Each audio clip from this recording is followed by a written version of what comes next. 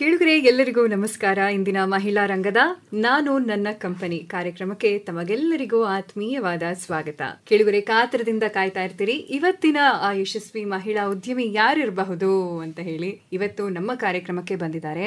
ಬಾಳೆನಾರಿನಿಂದ ತಯಾರಿಸಿದಂತಹ ಉತ್ಪನ್ನಗಳನ್ನ ಮಾಡ್ತಾ ಇರುವಂತಹ ಉದ್ಯಮಿ ಪಲ್ಲವಿ ಅಂತ ಹೇಳಿ. ಮೂಲತಃ ಇವರು HD ಕೋಟೆ ಅಂತರ್ಶಂತೆ ಹೋಬಳಿಯವರು. ಅಲ್ಲಿಯೇ ಈ ಒಂದು ಉದ್ಯಮವನ್ನ ಮಾಡ್ತಾ ಬಂದಿದ್ದಾರೆ. ಅವ್ರ ಹತ್ರ ಮಾತಾಡೋಣ. ಹೇಗೆ ಈ ಒಂದು ಉದ್ಯಮವನ್ನ ಶುರು ಮಾಡಿದ್ರು, ಎಷ್ಟು ವರ್ಷದಿಂದ ಈ ಒಂದು ಉದ್ಯಮವನ್ನ ಮಾಡ್ತಿದ್ದಾರೆ, ಎಷ್ಟು ಜನ ಅವರ ಘಟಕದಲ್ಲಿ ಕೆಲಸ ಮಾಡ್ತಿದ್ದಾರೆ, ಯಾವ್ಯಾವ ರೀತಿಯ ಪದಾರ್ಥಗಳನ್ನ ಇವರು ತಯಾರು ಮಾಡ್ತಿದ್ದಾರೆ ಅಂತ ಹೇಳಿ ಅವ್ರ ಹತ್ರನೇ ತಿಳ್ಕೊಳ್ಳೋಣ. ಪಲ್ಲವಿ ಅವರೇ, ನಮಸ್ಕಾರ. ನಮಸ್ತೆ ಮೇಡಮ್. ಕಾರ್ಯಕ್ರಮಕ್ಕೆ ಆತ್ಮೀಯವಾದ ಸ್ವಾಗತ. ನಮಸ್ತೆ.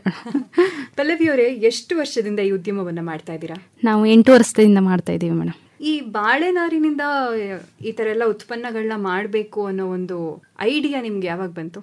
ಅಂದ್ರೆ ನಮ್ಮ ಊರ್ ಕಡೆ ಎಲ್ಲ ಸೆಣಬಿನ ದಾರ ಅಂತ ಮಾಡ್ತಾರೆ, ಮತ್ತೆ ಒಳೆ ಸೈಡ್ ಎಲ್ಲ ನೊದವಲು ಅಂತ ಇರ್ತದೆ ಮ್ಯಾಮ್, ಅದ್ರಲ್ಲೆಲ್ಲ ಬುಟ್ಟಿಗಳನ್ನ ತಯಾರಿಸ್ತಾರೆ.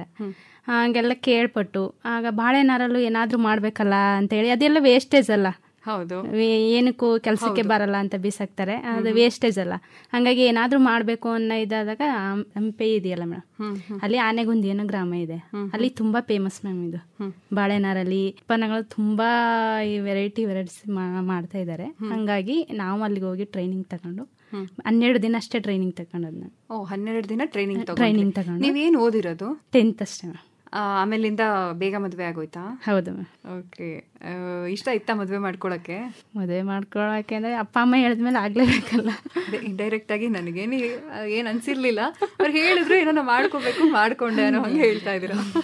ಮದ್ವೆ ಆಗಿ ಎಷ್ಟು ವರ್ಷ ಆದ್ಮೇಲೆ ಈ ಉದ್ಯಮ ಮಾಡ್ಬೇಕು ಅಂತ ನಿಮ್ಗೆ ಅನ್ಸಿತ್ತು? ಮದುವೆ ಆಗಿ 12 ವರ್ಷ ಆಗಿತ್ತು. 12 ವರ್ಷ ಆದ್ಮೇಲೆ ಎಲ್ಲಿ ನೋಡಿದ್ರಿ ನೀವು ಇದನ್ನ? ಆಕ್ಚುಲಿ ಈ ಒಂದು ಐಡಿಯಾ ಬರೋದಕ್ಕೆ ಈ ಬಾಳೆನಾರಿಂದು ಯಾವ ಒಂದು ಪ್ರಾಡಕ್ಟ್ ನ ನೀವು ನೋಡಿದ್ರಿ, ಎಲ್ಲಿ ನೋಡಿದ್ರಿ? ಅಂದ್ರೆ ನಾವು ಒಂದು ರಿಸಲ್ಟ್ ಇದೆ ಮ್ಯಾಮ್, ನಮ್ಮ ಮನೆ ಪಕ್ಕದಲ್ಲೇ, ನಾವು ತೋಟದ ಮನೇಲಿ ಇರೋದು, ಅಲ್ಲಿದೆ. ಅಲ್ಲಿ ಕರೆಸಿದ್ರು, ಅಲ್ಲಿ ರಿಸಲ್ಟ್ಗೆ ಕರೆಸಿದ್ರು ಓನರು.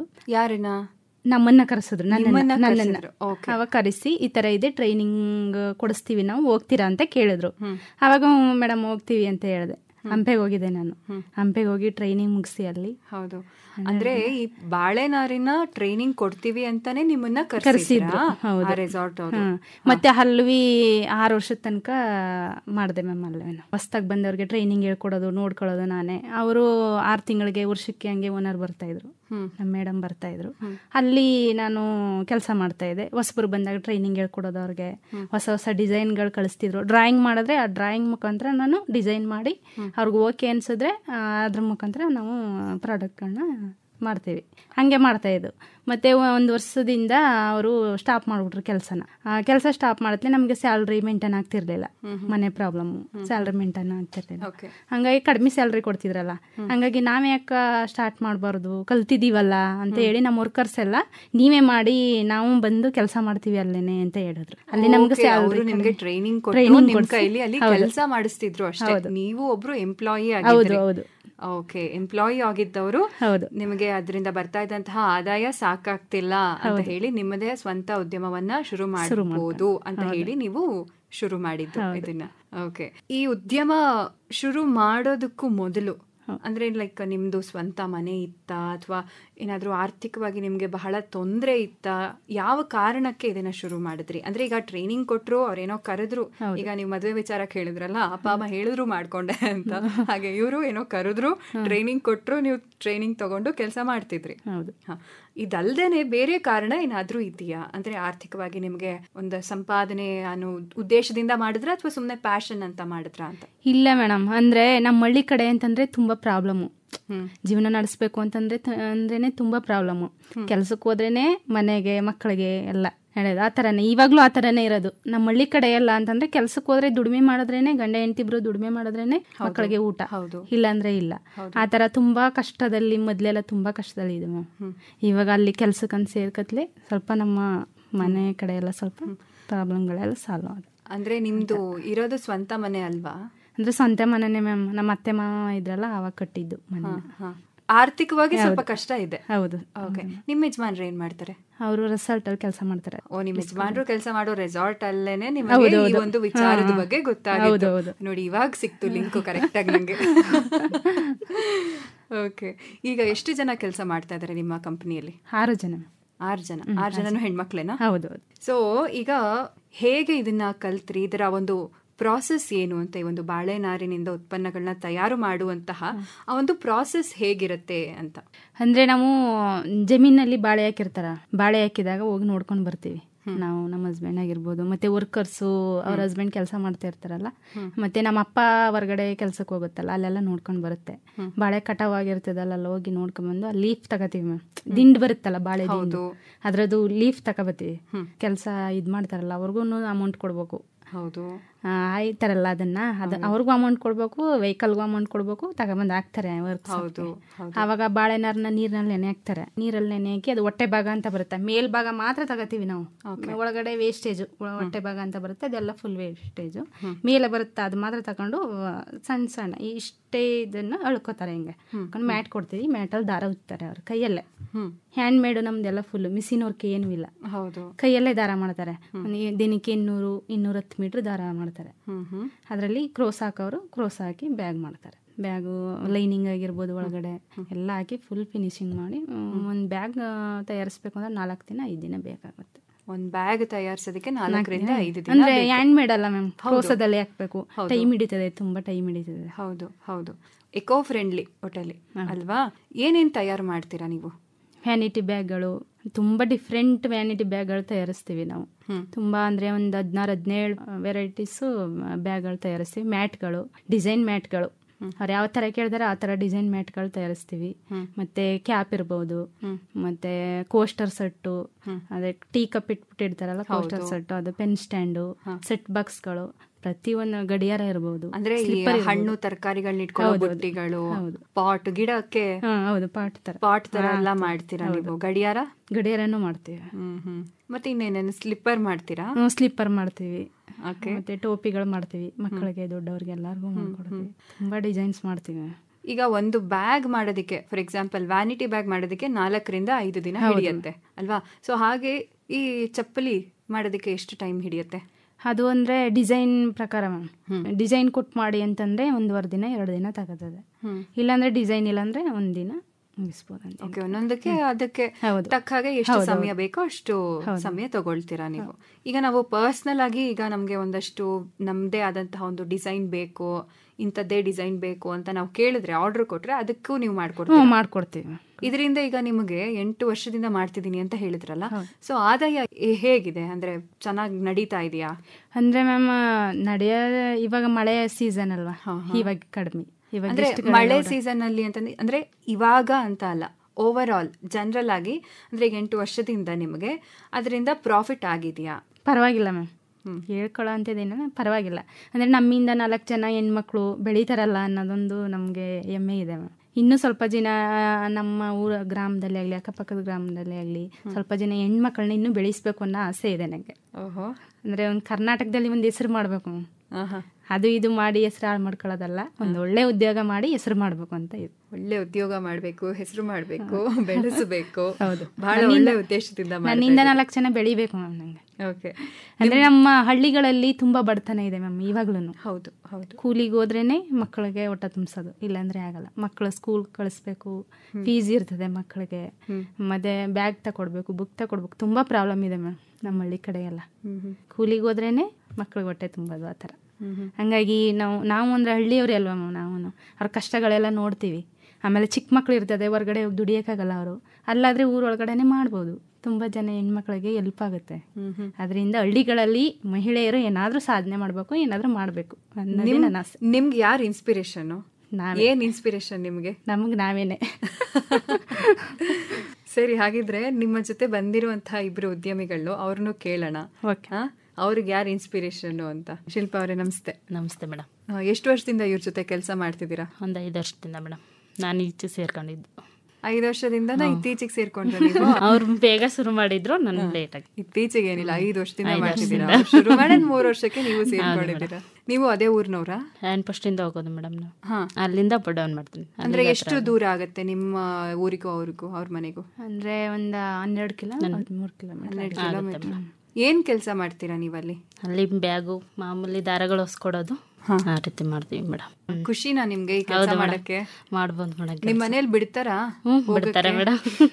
ಅಂದ್ರೆ 5 ವರ್ಷದ ಮುಂಚೆ ಬಿಟ್ಟಿದ್ರ ಅಥವಾ ನೀವು ಇಲ್ಲ ನಾನು ಹೋಗ್ತೀನಿ ಅಂತ ಅಂದ್ಬಿಟ್ಟು ಬಂದ್ರ? ಹೋಗ್ತೀನಿ ಅನ್ಕೊಂಡೇ ಬಂದಿದ್ದೆ ಮೇಡಮ್. ಕಳಿಸ್ತೀನಿ ಅಂತ ಅಂದ್ರು. ಕಳಿಸ್ತೀನಿ ಅಂದ್ರ ಹೋಗೋದ್ ಬೇಡ ಅಂತ ಎಲ್ಲ ಏನು ಹೇಳಿಲ್ವಾ? ಇಲ್ಲ ಮೇಡಮ್. ಖುಷಿಯಾಗಿ ಕಳಿಸ್ಕೊಟ್ರು. ಮೇಡಮ್. ಸರಿ.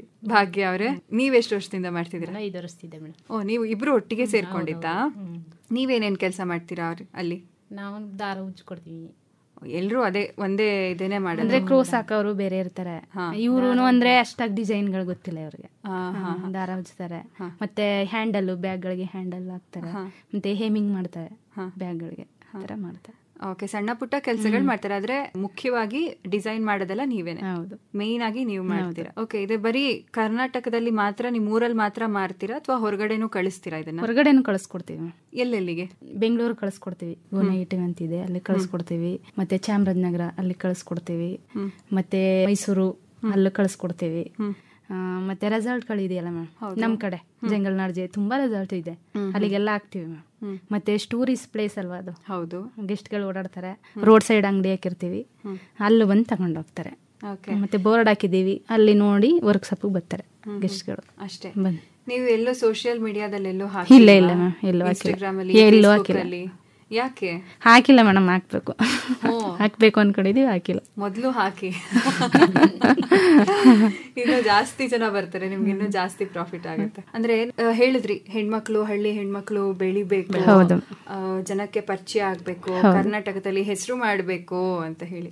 ಸೊ ನೀವು ಆ ರೀತಿ ಮಾಡ್ಬೇಕು ಅಂತ ಅಂದ್ರೆ ಇವತ್ತು ಸೋಷಿಯಲ್ ಮೀಡಿಯಾನ ನೀವು ಬಳಸ್ಕೊಳ್ಳೇಬೇಕು. ಇನ್ಸ್ಟಾಗ್ರಾಮ್ ಅಲ್ಲಿ, ಫೇಸ್ಬುಕ್ ಅಲ್ಲಿ, ಯೂಟ್ಯೂಬ್ ಅಲ್ಲಿ ವಿಡಿಯೋಸ್ ಮಾಡಿ, ಫೋಟೋಸ್ ತೆಗೆದು ಈ ರೀತಿಯ ನೀವು ಒಂದು ಉತ್ಪನ್ನಗಳನ್ನ ತಯಾರಿಸ್ತಿದ್ದೀರಾ ಅಂತ ಹೇಳಿ ಜನರಿಗೆ ಪರಿಚಯ ಮಾಡ್ಕೊಡೋ ಮೂಲಕ ಸಾಕಷ್ಟು ಜನ ಬರ್ತಾರೆ. ಈಗ ರೇಡಿಯೋ ಕೇಳಿ ನಿಮಗೆ ಸಾಕಷ್ಟು ಜನ, ಓ ಈ ತರ ಪಲ್ಲವಿ ಅವ್ರದ್ದು ಬಾಳೆನಾರಿನ ಉತ್ಪನ್ನಗಳಿದೆ, ಅದರಿಂದ ನಾವು ಕೂಡ ಒಂದು ಬ್ಯಾಗ್ ತರಿಸ್ಕೊಳ್ಳೋಣ ಅಂತ ಹೇಳಿ ಹೇಗೆ ರೇಡಿಯೋ ಕೇಳಿದಾಗ ಜನರಿಗೆ ಅನ್ಸುತ್ತೋ ಅದೇ ರೀತಿ ಸೋಷಿಯಲ್ ಮೀಡಿಯಾದಲ್ಲೂ ಕೂಡ ನೋಡಿದಾಗ ಓ ಈ ತರ ಒಂದಿದೆ ಅಂತ ಹೇಳಿ ಗೊತ್ತಾಗುತ್ತೆ ಅಲ್ವಾ? ಸೊ ಯಾವುದೇ ಒಂದು ಉದ್ಯಮ ಮಾಡುವಾಗ ಮಾರ್ಕೆಟಿಂಗ್ ಅನ್ನುವಂಥದ್ದು ಬಹಳ ಮುಖ್ಯ. ನೀವು ಬಹಳ ಚೆನ್ನಾಗಿ ಮಾರ್ಕೆಟಿಂಗ್ ಮಾಡ್ತು ಅಂತ ಅಂದ್ರೆ ಅಷ್ಟು ನಿಮಗೆ ಆದಾಯ ಜಾಸ್ತಿ ಆಗ್ತಾ ಹೋಗುತ್ತೆ, ಲಾಭ ಬರ್ತಾ ಹೋಗುತ್ತೆ. ಹೌದಾ? ಓಕೆ. ಸೊ ಇವಾಗ ಈ ಒಂದು ಉದ್ಯಮವನ್ನ 8 ವರ್ಷದಿಂದ ಮಾಡ್ತಾ ಇದ್ದೀನಿ ಅಂತ ಹೇಳಿದ್ರಿ. ಯಾವ ರೀತಿ ಆದಾಯ ಇದೆ ನಿಮ್ಗೆ? ತಿಂಗಳಿಗೆ ಎಷ್ಟು ಬರುತ್ತೆ?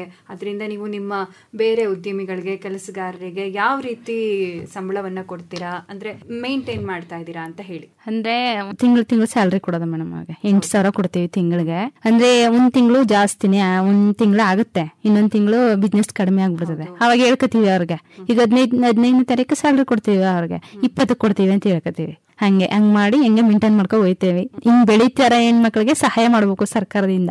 ಏನಾದ್ರೂ ನಮ್ಮಂತ ಹೆಣ್ಮಕ್ಳಿಗೆ ಸಹಾಯ ಮಾಡಿದ್ರೆ ಇನ್ನೂ 4 ಜನ ಬೆಳೆಸ್ಬೋದು ನಮ್ಮಿಂದ ಅಲ್ವಾ? ನಾವು ಬೆಳಿತೀವಿ, ನಮ್ ಜೊತೆಲಿರೋ ಹೆಣ್ಮಕ್ಳನ್ನು ಬೆಳೆಸ್ತೀವಿ. ಈಗ ಒಂದು ವ್ಯಾನಿಟಿ ಬ್ಯಾಗಿಗೆ ಎಷ್ಟು ಚಾರ್ಜ್ ಮಾಡ್ತೀರಾ ನೀವು?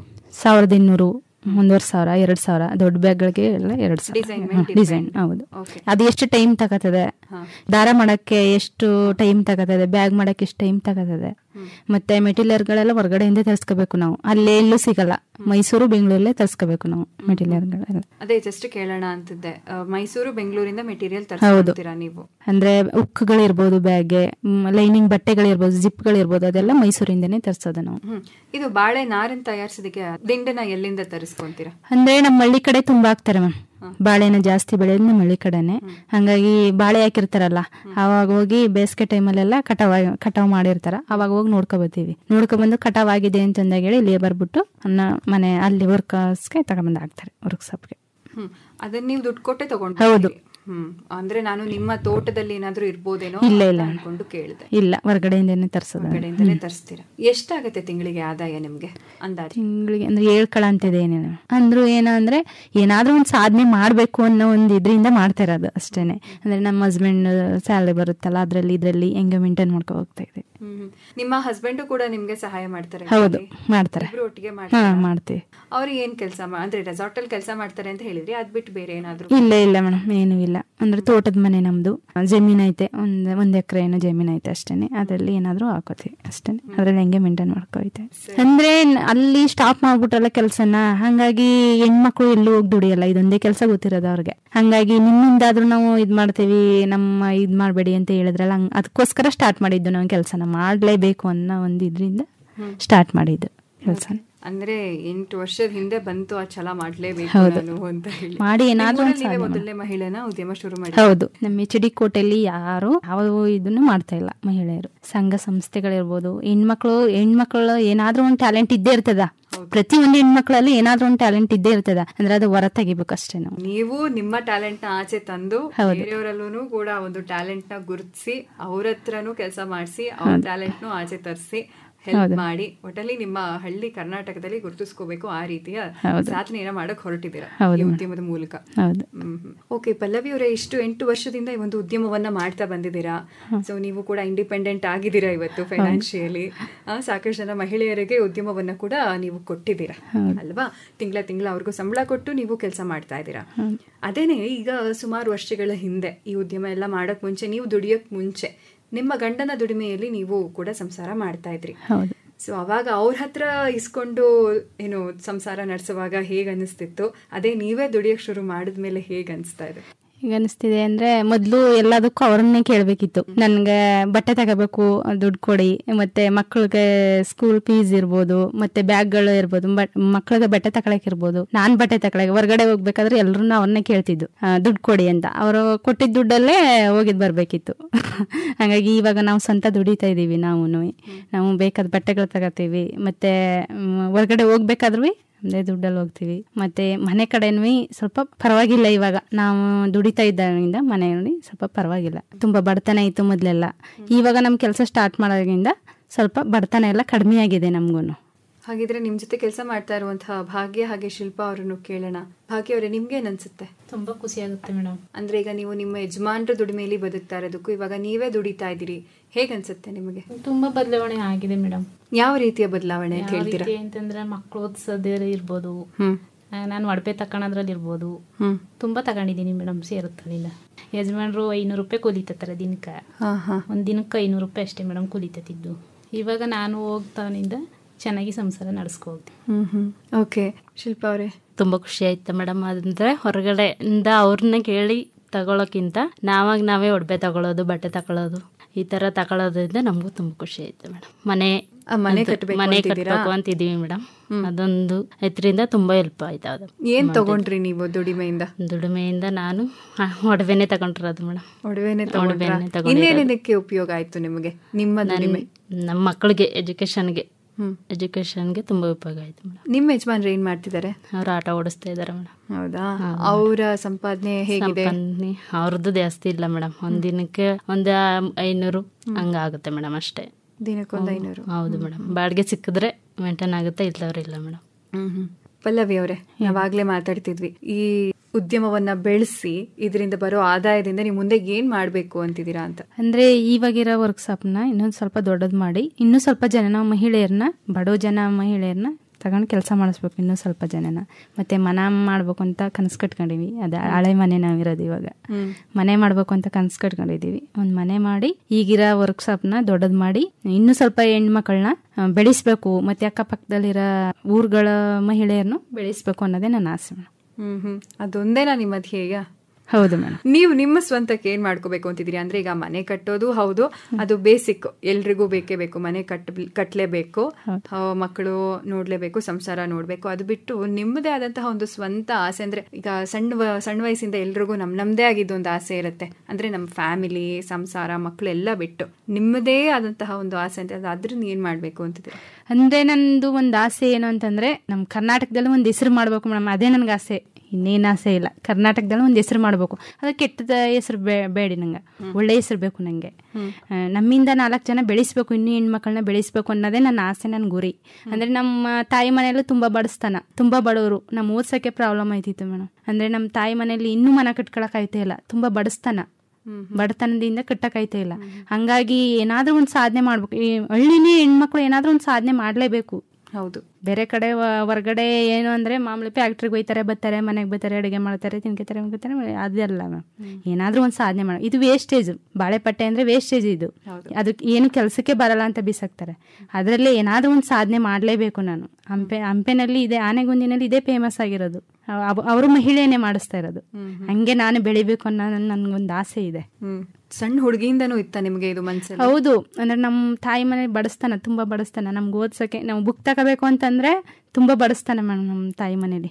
ಹಳ್ಳಿ ಕಡೆ ಏನು ಅಂತಂದರೆ ಬಡವ್ರನ್ನ ಯಾರೂ ಇದೇ ಮಾಡಲ್ಲ. ಒಂದು ಗ್ರಾಮ ಪಂಚಾಯತಿಲಿ ಮನೆ ಕೊಡಿಸೋದಾಗ್ಲಿ, ಈಗ ತೀರಾ ಬಡವ್ರಿಗೆ ಕೊಡಬೇಕು ಮೇಡಮ್ ಸರ್ಕಾರದಿಂದ. ತೀರಾ ಬಡವ್ರಿಗೆ ಒಂದು ಮನೆ ಕೊಡಲ್ಲ, ಏನು ಕೊಡಲ್ಲ. ಮನಸ್ಸಲ್ಲಿ ಇಟ್ಕೊಂಡಿದ್ದೆ ನಾನು ಏನಾದರೂ ಒಂದು ಮಾಡಲೇಬೇಕು ಅಂತ ಹೇಳಿ. ಬಡ ಜನಕ್ಕೆ ಏನಾದರೂ ನಮ್ಮ ಕಡೆಯಿಂದ ಏನಾದರೂ ಹೆಲ್ಪ್ ಮಾಡಬೇಕು ಅನ್ನೋದೇ ನನ್ನ ಉದ್ದೇಶ ಮೇಡಮ್. ಸಣ್ಣ ಹುಡುಗಿಯಿಂದನೂ ಅದೇ ಇತ್ತು. ಮದ್ವೆ ಆದ್ಮೇಲೂ ಅದಾಗೆ ಒಂದು ಅವಕಾಶ ಬಂದು ನಿಮ್ ಮಡಿಲಿಗೆ ಬಂದು ಸೇರ್ತು ಅವಕಾಶ ಅಲ್ವಾ? ಅದು ನಿಮ್ ರೆಸಾರ್ಟ್ಗೆ, ನಿಮ್ ಯಜಮಾನ್ರು ಕೆಲಸ ಮಾಡೋ ರೆಸಾರ್ಟ್ ಅಲ್ಲೇನೆ ನಿಮ್ಗೆ ಈ ಬಾಳೆನಾರಿನ ಉತ್ಪನ್ನಗಳದ್ದು ಟ್ರೈನಿಂಗ್ ಕೊಟ್ರು. ಆದ್ರಿಂದ ಇವತ್ತು ನೀವು ಸ್ವಂತವಾಗಿ ಒಂದು ಉದ್ಯೋಗವನ್ನ ಮಾಡ್ತಾ ಇದ್ದೀರಾ.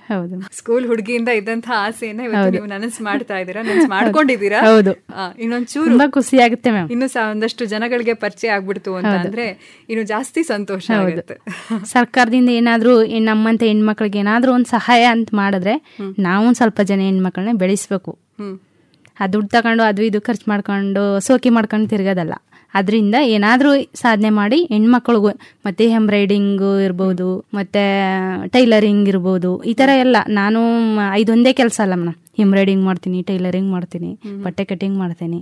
ಸೊ ವೇಸ್ಟೇಜಲ್ಲೇ ಈಗ ಬಟ್ಟೆ ಇದ್ದರೆ ಮತ್ತು ಮಣಿಗಳಿದ್ರೆ, ಸರಗಳಿದ್ರೆ ಏನಾದರೂ ಅದರಲ್ಲಿ ಡಿಸೈನ್ಗಳು ಮಾಡೋದು, ಆ ಥರ ಏನಾದರೂ ಒಂದು ಮಾಡ್ತೀನಿ. ಅದೇ ಅಂತೇನಿಲ್ಲ, ಅದೇ ಕೆಲಸ ಅಂತೇನಿಲ್ಲ, ಎಲ್ಲನೂ ಮಾಡ್ತೀನಿ ನಾನು. ಮನೇಲೂ ಮಾಡ್ತೀನಿ, ಅಲ್ಲೂ ವರ್ಕ್ಶಾಪಲ್ಲೂ ಮಾಡ್ತೀನಿ. ಸಂಜೆ ನಾನು ಮಲ್ಕೊಳ್ಳೋದು 12 ಗಂಟೆ 12:30 ಆಗುತ್ತೆ. ರಾತ್ರಿ ಅಂದ್ರೆ? ಹೌದು, 12 ಗಂಟೆ. ಡಿಸೈನ್ಸು ಡ್ರಾಯಿಂಗ್ ಮಾಡ್ಕೊಳ್ಳೋದು, ಡ್ರಾಯಿಂಗ್ ಮುಖಾಂತರ ಡಿಸೈನ್ಗಳು ಮಾಡೋದು.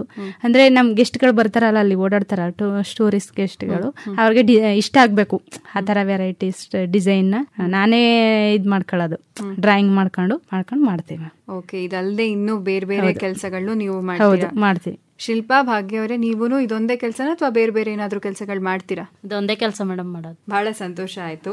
ಹೀಗೆ 8 ವರ್ಷದಿಂದ ಮಾಡ್ತಾ 6 ಜನ ಕೆಲಸಗಾರನ ಇವತ್ತು ಇಟ್ಕೊಂಡಿದ್ದೀರಾ, ಅವ್ರಿಗೂ ಸಂಬಳ ಕೊಡ್ತೀರಾ, ಹಾಗೆ ನೀವು ಕೂಡ ಕಷ್ಟ ಪಡ್ತಾ ಇದ್ದೀರಾ, ಕರ್ನಾಟಕದಲ್ಲಿ ಒಂದು ಹೆಸರು ಮಾಡಬೇಕು ಅಂತ ಇದ್ದೀರಾ. ನಿಮಗೆ ಒಳ್ಳೇದಾಗ್ಲಿ, ನಿಮ್ಮ ಉದ್ಯಮ ಇನ್ನೂ ತುಂಬಾ ಚೆನ್ನಾಗಿ ಬೆಳೀಲಿ.